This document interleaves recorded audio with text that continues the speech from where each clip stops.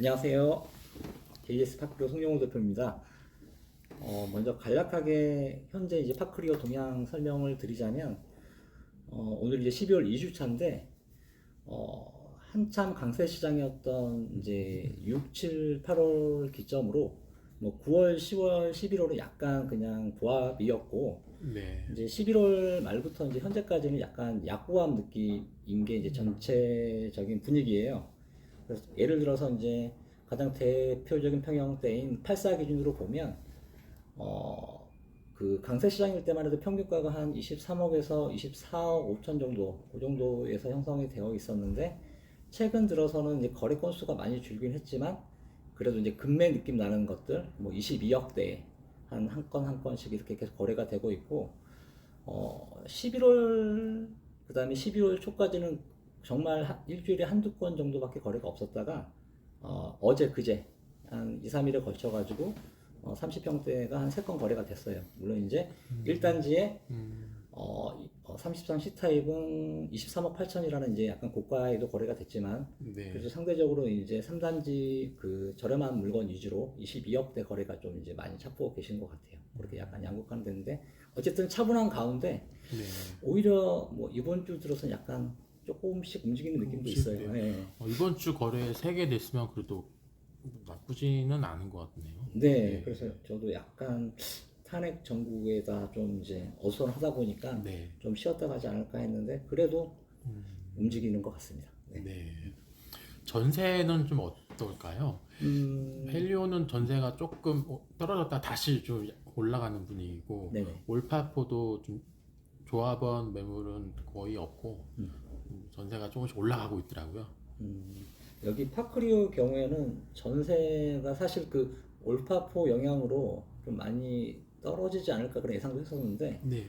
사실 그 영향은 크게 작용하지 않았고, 오히려 거꾸로 올파포 입주를 하려고 했던 여기 이제 파크류에 이제 뭐 임대를 살고 있던 분이나 아니면 이제 실제 이제 조합원들이 여기 꽤 많이 살았는데, 그분들이 이제 12월부터 내년 3월까지 많이 움직이다 보니까 네. 그 물량을 소화하는데 조금 약간 그 물량이 쌓였었는데, 그래도 이제 뭐 특별히 금액이 뭐 5천 1억씩 떨어지기보다는 평균 9억 5천에서 한 11억까지 이렇게 안정화된 느낌이에요. 그래서 매물은 그래도 아직 좀 있긴 있지만 네. 올해 전세는 안정화되어 있고, 상대적으로 제가 느끼기로는 반전세, 네. 그러니까 이제 올파포로 가시려는 분들이 전세는 좀 무거우니까 아마 2년 전 뭐 그 전에 반전세로 많이 사셨던 것 같아요. 네.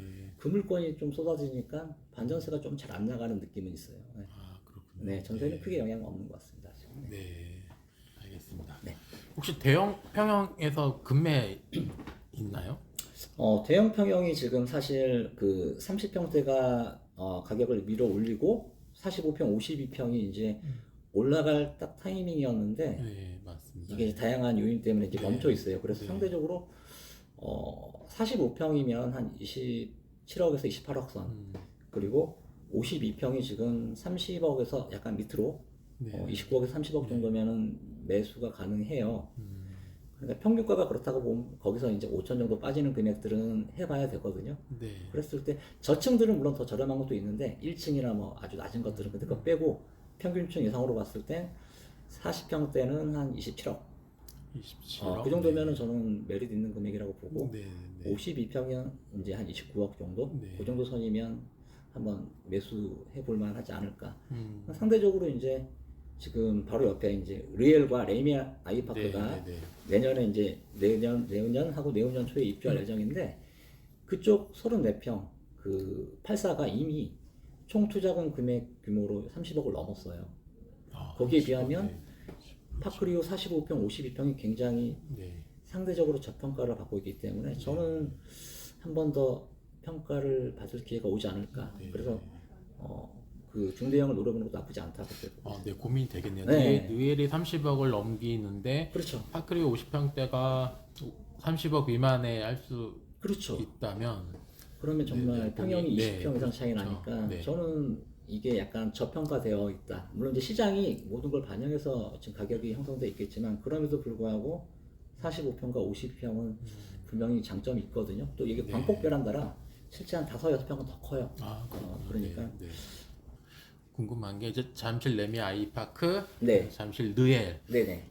궁금하다고 문의를 주셨습니다. 그렇죠. 뭐, 잠실 리얼과 아이파크가 거의 이제 한 2, 3개월 사이로 내년에 입주할 예정인데, 지금 어차피 현재는 입주권 거래예요. 이게 토지라고 보시면 되니까 입주권 거래 상태에서 이제 제가 가장 대표적인 평수 그 84를 이제 배정받는다는 전제하에 시세가 어떻게 형성되어 있냐면 총액 기준으로 아까 말씀드린 것처럼 30억을 넘었다고 드렸잖아요. 네. 그러니까 리얼 예를 들면 과거 미성 19평에서 34평을 받은 물건이 지금 최소 24억을 이렇게 이제 형성되어 있어요. 그럼 분담금이 최소 6억 1천에서 한 6억 5천을 봐요. 네. 물론 로얄동, 로얄층 걸리면 더 올라갈 수 있지만, 그러면 이미 30억 5천, 뭐 31억이 육박한 금액이죠. 마찬가지, 레미안 아이파크도 마찬가지. 가장 작은 평수가 뭐 25평도 있었고, 그 다음에 평균 33평에서 34평 간 것들이 지금 거의 29억에 나오거든요. 네. 분담금이 한 1억 5천에서 한 2억 사이니까 결국 그것도 31억. 네. 그러니까 이미 네. 총 투자금 규모로 보면 30억을 넘었었다는 게 이제 받아들여야 될 것 같고, 그렇다면 이제 이 입주권을 30억 넘어선 거를 왜 사느냐? 그럼 기대 금액이 입주할 때쯤이면 그래도 평당 거의 1억에 육박하는 거라고 봐요. 거의 개포 수준으로 보고 있는 거죠. 그래서 네, 그렇죠. 그럼에도 불구하고 물건이 별로 없어요. 지금. 금액이 좀 큰데 그럼 이런 것들 거래는 입주권 상태에서 잔금까지 다 좀 치르고 가나요? 아니면은 잔금은 뭐 중도까지 치고 잔금은 나중에 뭐 입주할 때 준공 후에 하는 조건으로 하나요? 그게 이제 이게 조정지역이다 보니까 한 세 가지 형태로 나올 수가 있거든요. 그러니까 일반적인 매물들은 우리가 이제 관처 이후에는 10년 보유, 5년 거주, 네. 1주택자만 이제 조합원 지위습계가 되는 거예요. 그 물건들이 정상 매물이라고 부른다 그러면 이제 우리가 이제 이 시점에 나오는 것들은 이제 착공 후 3년 내 준공이 안 되는 매물들이 지금 진주나 미성이 올해 12월 내년 1월 말이 되면 착공 후 3년 내 준공이 안 되는 거예요. 그러니까 잔금을 내년 2월 이후로 하되 네. 보통 이제 그런 물건들은 정상적으로 뭐 3, 4개월 정도 잔금으로 가죠.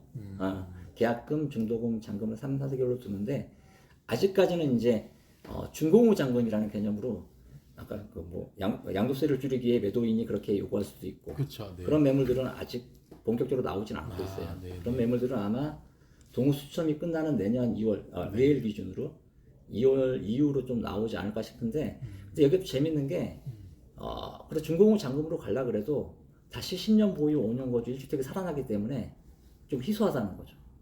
거래할 수 있는 그 타이밍이 딱 이렇게 그렇죠. 그 사용 승인 준공일부터 이전 고시 전까지만 되니까 그게 한 5, 6개월 될 거예요. 그 사이에 이제 잔금 조건으로 가야지 이제 준공 후 잔금 조건인데 네. 그런 매물 자격을 갖춘 매물들이 많지 않을 것 같다는 것 때문에 좀 뭐 저기 파크포레오는 이제 약간 조정적이 아니었기 때문에 그런 매물들이 꽤 가능했죠. 근데 여기는 조금 좀 드물 것 같아요. 그래서 점점 로얄 기준으로 이제 내년 1월 15일 날 동호수 추첨하게 되면 이제 로얄동 로얄층은 피가 더 붙을 거고 네. 좀 더 물건이 좀 귀해질 것 같긴 해요. 왜냐면 뭐 급했던 분들은 이미 파셨고 지금까지 입주권을 가지고 오시는 분들은 입주를 목적으로 하시거나 아니면 동호수 잘 받아서 피를 최대로 끌어올리려고 하는 목적이 크기 때문에 네. 사실은 동호수점 전까지가 마지막 기회지 않을까 이렇게 저는 예상을 하고 있어요. 좀 이제 저렴하게 살려면. 그렇죠. 네. 네. 보통 그렇게 가더라고요. 네. 흐름이 그렇죠. 네. 일반적으로. 잠실 주거 5단지는 계속 분위기 괜찮은 것 같고. 그렇죠. 네. 네. 한 2주 전에 엘스랑 리센츠가 거래가 많이 됐어요. 반짝 됐더라고요. 네, 대화가 다시 네. 뭐 계엄 뭐 탄핵 이슈 때문에 다시 좀 조금 조용해졌고 네. 좀 조금 풀리려고 하다가 갑자기 또 이렇게 되는 바람에 네. 뭐 그런 분위기인 것 같습니다. 비슷한 것 같아요. 네. 이렇게 했고. 파크리오도 제가 뭐 감히 예측하는 게 참 쉽지는 않지만 지금 어차피 올해 9월까지가 강세 시장이었다가 이제 9월 이후로 좀 이제 보합 내지는 이제 약세 분위기가 뭐 탄핵 플러스 알파 개념으로 이제 좀 전국이 안정화되려면 내년 상반기까지는 네. 뭐 드라마틱하게 이제 금액이 올라가기는 쉽지 않은 구조 아닐까. 그래서 네. 이제 그렇다고 거래가 아예 멈추진 않았고요. 네. 뭐 재작년에 막 멈춤 시장처럼 멈추진 않았고 네. 뭐 이제 금매나 이제 또 상대적으로 또 실수요자 위주로 움직임은 계속 있을 것 같긴 해요. 네. 그리고 실제 이번 주도 벌써 3건이 동시에 됐고 또 주말에 지금 답사 인원이 꽤 많이 늘었거든요. 아, 네. 오늘 많이 네, 나오셨나요? 네, 아, 많이들 보러 오셔서 네. 아마 또 주말 지나고 나면 또 거래 소식이 있을 것 같고 네. 하니까 그래도 움직이는 것 같습니다. 실장님도 지금 매매 손님 오셔서 네. 집 보러 가셨는데 빨리 움직이는 분들도 계신 것 같아요. 그렇죠. 네. 그렇죠.